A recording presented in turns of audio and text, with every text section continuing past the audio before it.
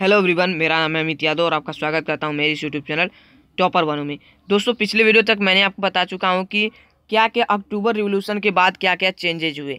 उसमें मैंने आपको बताया था कि जो बोल्शेविक पार्टी के एटीट्यूड थे वो बहुत ही ज़्यादा कड़े होते जा रहे थे, मतलब कि बहुत ज़्यादा कड़ाई करने लगा था, जिसकी वजह से सिविल वार का जो है वो कारण बनता है। अब मैंने पिछले वीडियो तक आपको एक क्वेश्चन छोड़ के गया था कि सिविल वार क्या है, कैसे होता है, क्यों होता है, तो वही सब हम इस वीडियो में देखने वाले हैं। तो चलिए इस वीडियो को स्टार्ट करते हैं। तो देखिए, civil war, the war in the country. तो ये सिविल वार जो था ये कंट्री में वॉर हुआ था, मतलब कि रशिया कंट्रीज के लोगों में वॉर हुआ था, ना कि किसी दूसरे कंट्री से हुआ था। मतलब कंट्री में ही उसके जो पॉपुलेशन थी, पीपुल्स थे, उनके बीच में हुआ था। ठीक है, जो लोग बोल्शेविक के विरुद्ध थे, देखिए मतलब ये सिविल वॉर हुआ किसके बीच में था। तो देखिए, जो लोग बोल्शेविक पार्टी के विरुद्ध थे और जो लोग सार निकोलस को सपोर्ट करते थे। ठीक है, ऐसा तो नहीं है कि सान निकोलस सेकेंड जैसे ही मतलब कि उसे उसके पोजीशन से हटाया, मतलब कि उसके जितने भी सपोर्टर्स थे, उसके मतलब कि उसके समर्थक थे, वो सभी उसे सपोर्ट करना छोड़ दिए होंगे, मतलब उसे अभी भी सपोर्ट कर रहे थे ना। तो वही मतलब कि वो लोग बोल्शेविक पार्टी से बहुत ही ज़्यादा गुस्सा थे और जो इसके विरुद्ध थे, जैसे प्रोविंशियल गवर्नमेंट के मेंबर्स, और मतलब कि जो उसे प्रोविंशियल गवर्नमेंट को सपोर्ट करते थे, और भी कई लोग, जैसे कि मैंने अभी पिछले वीडियो में बताया था कि मतलब कि इसकी इतनी कड़ाई करने लगी थी कि मतलब कि ये क्या करता था कि मतलब कि इसके एटीट्यूड लोगों को लगने लगे थे कि मतलब कि ये सोशलिस्ट के नाम पर मतलब कि कैसा लोगों पर ये तो अपना दबदबा बना कर रखा हुआ है। तो जो दूसरे सोशलिस्ट थे, ये भी एक सोशलिस्ट था ही, मतलब कि ये भी एक सोशलिस्ट था, तो इसलिए जो दूसरे सोशलिस्ट थे, जो दूसरे सोशलिस्ट के पार्टीज बने थे जिसको इससे सपोर्ट कर रहे थे, उसमें से भी बहुत लोग इसके विरुद्ध हो गए थे। मतलब कि वो क्या देख रहे थे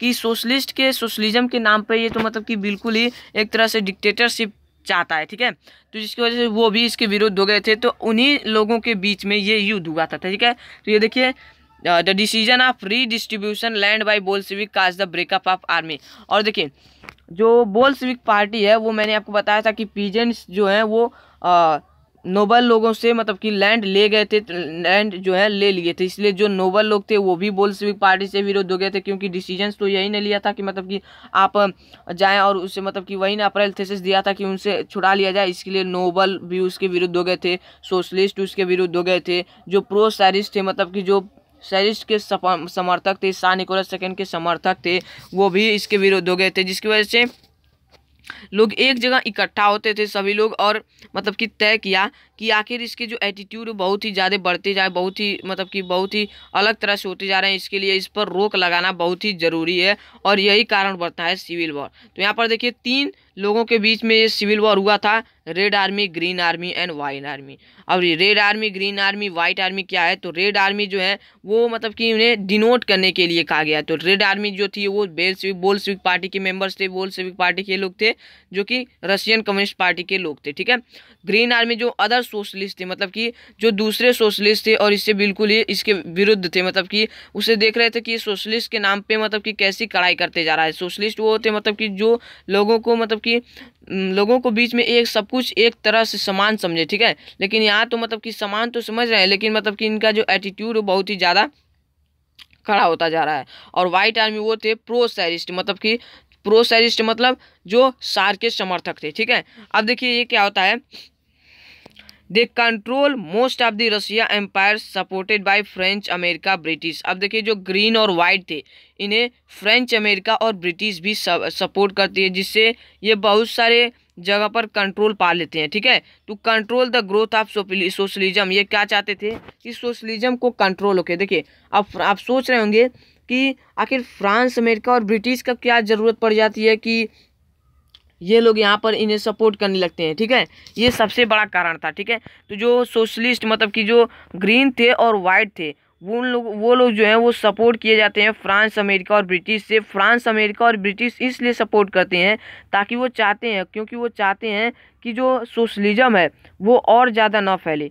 क्यों ना फैले, यही बड़ा पॉइंट है। देखिए, वो इसलिए चाहते थे कि जैसे देखिए, जैसे फ्रेंच रिवॉल्यूशन, पता है ना, फ्रेंच रिवॉल्यूशन से ही लोग कह सकते हैं कि प्रेरणा पाकर रशियन रिवॉल्यूशन हुआ था।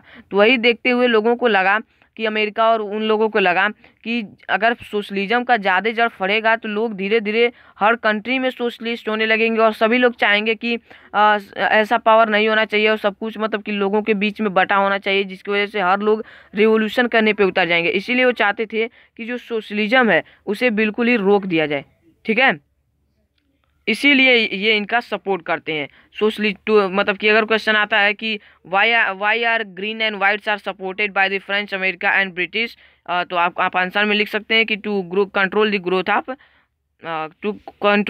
ऑफ सोशलिज्म, क्योंकि ये सोशलिज्म सोशलिज्म को बढ़ना नहीं देना चाहते थे, उस पर कंट्रोल करना चाहते थे। ठीक है, अब उसी वजह से उसी वक्त क्या होता है कि जो ये वाइट हैं, वाइट मतलब प्रोसैरिस्ट मतलब कि नोबल लोग जो हैं, वो जब इन्हें थोड़ा सपोर्ट मिलता है, जैसे इन लोगों का सपोर्ट मिलता है, ये क्या करते हैं कि जो पीजेंट्स इनकी ज़मीनें मतलब कि इनसे ले लिए हैं, वो क्या करते हैं कि फिर से उनमें कब्जा करने लगते हैं। देखिए, ऑटोक्रेसीज ऑन द पीजेंट्स अनपॉपुलर, मतलब कि पीजेंट्स पे ऑटोक्रेसी जो है बहुत ही अनपॉपुलर हो जाता है। तो इसका मतलब यही था कि मतलब कि वो लोग जो पीजेंट्स उनकी ज़मीनें ले ली थी, मतलब कि वो उस पर फिर से कब्जा करने लगते हैं और यही कारण बनता है इनके हार का भी। देखिए, जैसे ही मतलब कि ये लोग मतलब कि इनसे ज़मीनें छोड़ने लगते हैं, जिससे पीजेंट्स जो थे, ग्रामीण इलाके लोग थे, वो लोग तुरंत बोल्शेविक पार्टी का समर्थक बोल्शेविक पार्टी के साथ मिल जाते हैं, क्योंकि वो सोचते हैं कि बोल्शेविक पार्टी ने एक तो हमें ज़मीनें दिलाए, फिर ये हमें मतलब कि उसे हमसे छोड़ ले रहा है, तो इसकी वजह से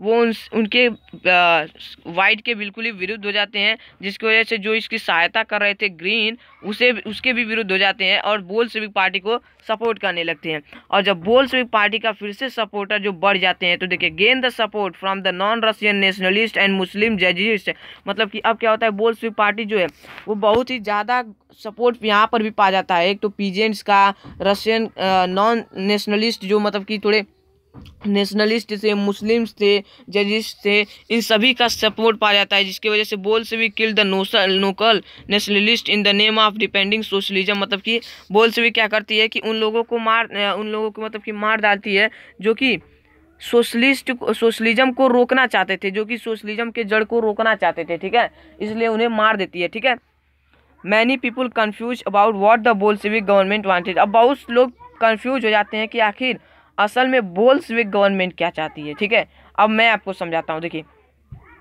आप सोच रहे होंगे कि ये क्या हो रहा है, तो यहाँ पर देखिए कि जो बोल्शेविक पार्टी है, पहले तो वो एक तो खुद ही सोशलिज्म से मतलब कि दूर भाग रही है। ठीक है, फिर जो उसे मतलब कि उसे कमज़ोर कर रहे हैं, उस पर अटैक कर रहे हैं। तो अब आप कंफ्यूज हो जा रहेंगे कि इसमें सोशलिस्ट कौन है, बोल्शेविक या फिर वो लोग जो इसको अपोज कर रहे थे। तो यहाँ पर देखिए, यही बात वो भी लोग सोचने में कंफ्यूज हो जाते हैं कि आखिर ये बोल्शेविक गवर्नमेंट चाहती क्या थी। ठीक है, 1922 to remove all these non-Russian nationalists were given political autonomy in USSR, but Bolshevik government discouraged nomadism। अब देखिए, फिर से 1922 तक ऐसे मतलब कि चलता हुआ रहा है कुछ धीरे धीरे। फिर क्या होता है कि जो मतलब कि यहाँ तो ये देखिए, यहाँ पर जो है जो ये बोल्शेविक पार्टी है, यहाँ पर ये सपोर्ट पाकर मतलब कि इन लोगों को फिर से ग्रीन और वाइट को फिर से इनके पीछे कर देती है, मतलब कि फिर से इन पर जीत पा लेती है। फिर उसके बाद क्या होता है, फिर से कुछ दिन तक मतलब थोड़ा अच्छे से चलती है, मतलब कि उसे लगा कर थोड़ा ज़्यादा कड़ाई करने पर मतलब लोग भड़क जा रहे हैं, फिर ऐसा होने लग रहा है, इसलिए कुछ दिन तक कुछ और शांत रहती है और अच्छे तरह से मतलब कि काम करती है। लेकिन फिर 1922 तक जाते जाते मतलब कि उसका एटीट्यूड जो है बहुत ही कड़ी करने लगता है, और जो नोमैडिज्म होते हैं, मतलब कि मैंने आपको बताया था कि जो जंगलों में घूम घूम कर अपने मतलब कि अपने कैटल्स को चराते वगैरह हैं, उन पर ये फिर से मतलब कि अधिक कड़ाई करने लगता है और उस पर फिर से करने लगता है। तब फिर से एक क्वेश्चन आने लगता है कि आखिर फिर क्या चाहती है। ठीक है, तो इस तरह मतलब कि जो बोल्शेविक पार्टी है हमेशा मतलब कि वो पावर में आने के बाद बहुत बार कड़ाई करती रहती है। ठीक है, तो अब आगे हम देखेंगे मेकिंग ऑफ सोशलिस्ट। तो चलिए आगे बढ़ते हैं, मिलते हैं अगले वीडियो में। धन्यवाद।